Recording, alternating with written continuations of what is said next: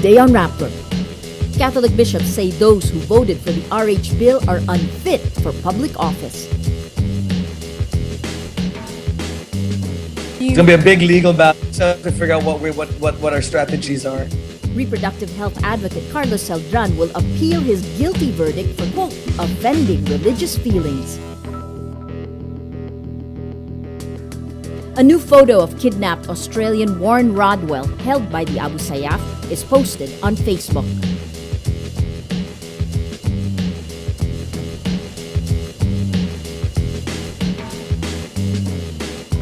Hello, I'm Maria Ressa. Welcome to Rappler, your social news network. Bishops tell the public not to vote for pro-RH candidates. The Catholic Bishops' Conference of the Philippines also criticizes the Aquino government and warns Filipinos of social and political storms ahead. In a statement after their biannual plenary, the bishops hit the passage of the reproductive health law, which mandates government financing for the distribution of contraceptives. Previous attempts to pass an RH law were defeated largely because of the Church's political power. The statement also thanks lawmakers who opposed the law. Therefore, we denounce the passage of the Reproductive Health Bill, the political and financial pressures imposed on lawmakers, and the imperialism exercised by secularistic international organizations in the legislative process. We admire and commend the valiant efforts of lay people and lawgivers to prevent the passage of the law. The CBCP also asks Filipinos to vote for, quote, morally upright candidates. Antipolo Bishop Gabriel Reyes says those who voted for the RH bill should be marked unfit for public office. It's the strongest CBCP statement against the Aquino administration. The bishops say the government betrayed its campaign against corruption by failing to push for the approval of the Freedom of Information bill. They also downplay the country's strong economic performance, saying this has not trickled down to the poor. The CBCP, though, praises the government's work on the peace process. The Aquino government and the Moro Islamic Liberation Front signed a framework agreement in October 2012. Our social media post of the day, Jenny Huico leaves this comment on Rappler.com using her Discuss account.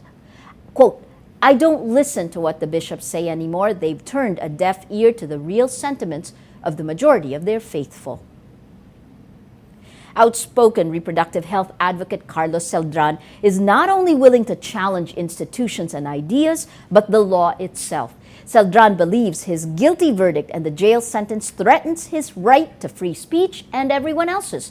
Celdran was convicted of violating Article 133 of the Revised Penal Code after he interrupted a service at the Manila Cathedral. He held up a placard with the word Damaso, referring to the villainous priest in Jose Rizal's famous novel Noli Me Tangere.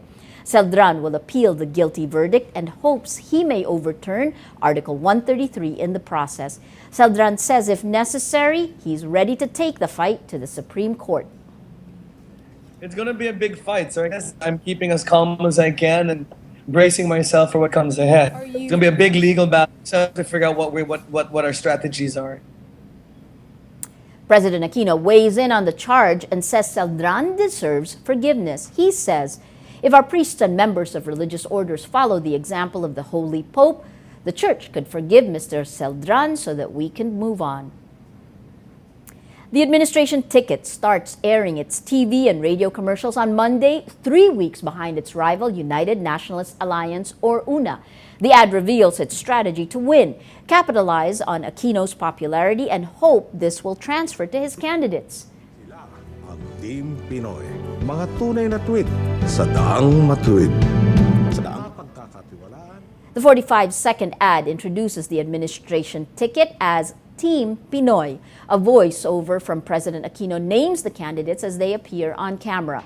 The ad is produced by the same team behind the president's ads in 2010 and continues the Tuwid na Daan narrative. Communications Secretary Ricky Carandang says the president's endorsement is significant. He says, quote, when you're a president with high approval rating, that's very good. When you tell people these are the people who will help me continue what I've started, I think that's going to mean a lot to the voters. A day after the Liberal Party aired its slate commercial, opposition United Nationalist Alliance, or UNA, says the TV ad may open old wounds in the coalition. In a statement, UNA Secretary General Toby Chanco says UNA today compliments the Liberal Party for finally airing its TV ad, but warns it may also open old wounds that could put the whole coalition in jeopardy. Chanco questions the use of President Aquino's slogan, Daang Matuwid, which he used in the 2010 presidential campaign. He says the slogan was a symbolism of the C5 road controversy that accused his then-rival, Senator Manny Villar, of corruption.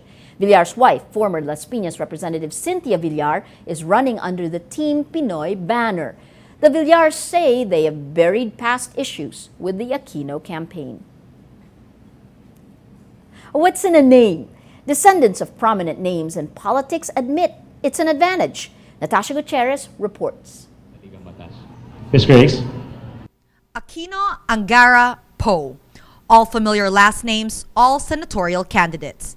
Bam Aquino is the cousin of the president. Aurora Representative Sonny Angara is the son of Senator Edgardo Angara, and Grace Poe is the daughter of the late actor and former presidential candidate Fernando Poe Jr. All three are running for Senate for the first time, under the ticket of the administration. But all three want voters to look at their track records, not their surnames. Kung titingnan niyo naman po ang aming mga track record, bago kami pumasok sa politika, in the case of Sunny, nung pumasok siya sa politika, ay makikita naman po na mapagkakatiwalaan po kahit noon pa. Sana po, hindi nyo lang ako sasamahan dahil pinsan ko po si Pinoy. Opo, pinsan ko po siya. Pero sana hindi lang po yun yung rason ninyo. Former Movie and Television Review and Classification Board Chairperson Poe jumped from rank 20 to rank 10 to 11 in the latest surveys. Poe knows it is because of her last name, but says it's okay. She plans to push for the advocacies her late father never had the chance to do, but is also confident of her own achievements at the MTRCB. Bayan, ako naman po ay naghanda rin. Hindi naman purkit na anak ako ni FPJ, kaya lang ako tumatakbo. At sa MTRCB, kahit 2 taon lang po ang aking trabaho doon, naging malaman at marami po tayong mga nagawa, hindi lamang para sa mga manunood, kundi para rin sa mga industriya ng telebisyon at pelikula. They are among the youngest candidates in the race. Speaking to college students at the Universidad de Manila, they share their plans for the youth, a common goal, education reform and job generation. Poe wants students to be able to avail of loans to fund their education. Aquino says the educational system should not just include enrollment to graduation, but enrollment to job placement. Angara continues to push for a Bill of Rights for new graduates. Biro ninyo, 1 taon kayo nag-fill up ng application form, pumipila, nag-a-apply ng trabaho. Dito po sa Bill of Rights for new graduates, nais natin paiksiin yung period na yon, yung panahon na yon na pumipila kayo sa gobyerno. While Poe soars in ratings, Angara sits precariously at 13th place. Aquino rose from 17th to 15th place. But with the campaign season just about to start, the rankings could well change. Proud of their own accomplishments, they hope voters see beyond their names. Although surnames like theirs won't hurt and could be the boost they need to stay in the Magic 12. Natasha Gutierrez, Rappler, Manila. President Aquino says the Philippines grew faster than 6% in 2012 ahead of the January 31 official announcement of the country's 2012 gross domestic product performance. Aquino says the GDP growth for the year will exceed the higher end of the 5% to 6% target for 2012. National Economic Development Authority Director General Arsenio Balisacan says it's possible the economy grew 6.5% in the fourth quarter and, quote, at least 6% for the entire year. Data from the National Statistical Coordination Board shows the economy grew 6.5% in the first 3 quarters of 2012. Balisacan says anything above 6% is impressive considering that we're only targeting 5% to 6% and the global uncertainties are still there. A photo of kidnapped Australian Warren Rodwell was posted on Facebook Tuesday, January 29th.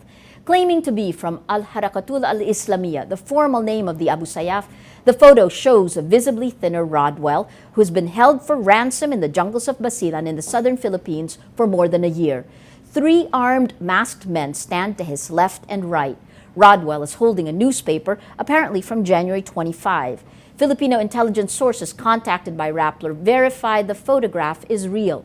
Negotiations for Rodwell's release is ongoing. The Post tells the Australian government, quote, "We will give you a chance to save his life before it's too late." Behind Rodwell is the black flag, a symbolic link to Al-Qaeda.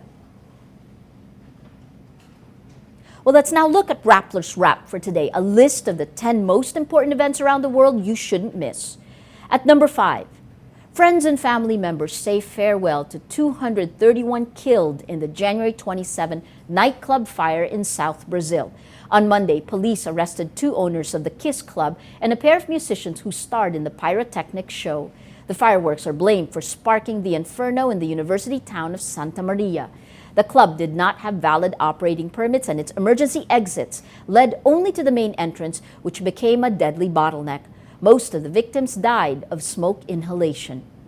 At number 6, after 33 years in power, 75-year-old Queen Beatrix of the Netherlands announces she will abdicate in favor of her son, Crown Prince Willem-Alexander, at the end of April. In a televised address, she says the country should be in the hands of a new generation. This will end more than 100 years of female reign on the Dutch throne. Future King Willem-Alexander has worked hard to polish his image since his beer-drinking student days when he was known as Prince Pils. He is a trained hydrological engineer and is involved in development aid. At number 8, fans of Jane Austen's Pride and Prejudice mark the year-long celebration of the novel's 200th year of publication on January 28.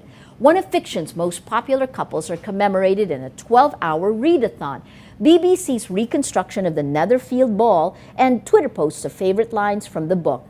The Economist measures the frequency of mention of both well-loved characters. It found that heroine Elizabeth Bennet is seen as, quote, the world's sweetheart, giving her a steady mention in books and journals through the decades. Mr. Darcy dipped in popularity during the second wave of feminism, then bounced back in the 1990s, thanks to a BBC television series and Helen Fielding's Bridget Jones's Diary. And at number 10, Research in Motion is trying to find a new lease on life with BlackBerry 10, which is already creating Apple-level buzz in the run-up to its January 30th delivery. Those who saw a sample unit say the new keyboardless smartphone is, quote, truly beautiful, elegant hardware. A Gizmodo writer says, quote, it looks a lot like an iPhone 5 from some angles, but at the same time feels decidedly BlackBerry. Fortune says RIM's goal is not to out-innovate the iPhone. In a market controlled by Apple and Google, RIM is in a battle with Microsoft for third spot. For the full top 10, visit Rappler.com's The Wrap. Every story on Rappler has a mood meter which gives you 8 emotions to choose from. Click how you feel and your vote comes down to the mood navigator in the middle of the front page, which crowdsources the mood of the day. It also gives you the top 10 stories that have gotten the most votes on their mood meters.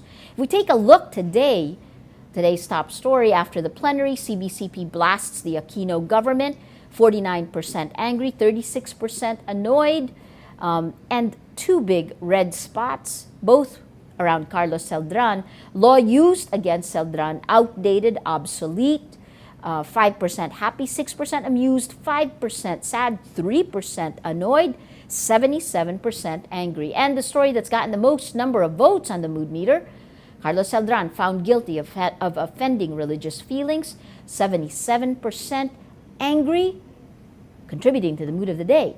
Today, most people are angry.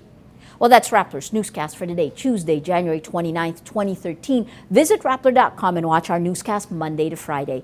Tell us how you feel on our mood meter and help us crowdsource the mood of the day. I'm Maria Ressa. As we say at Rappler, tomorrow begins today.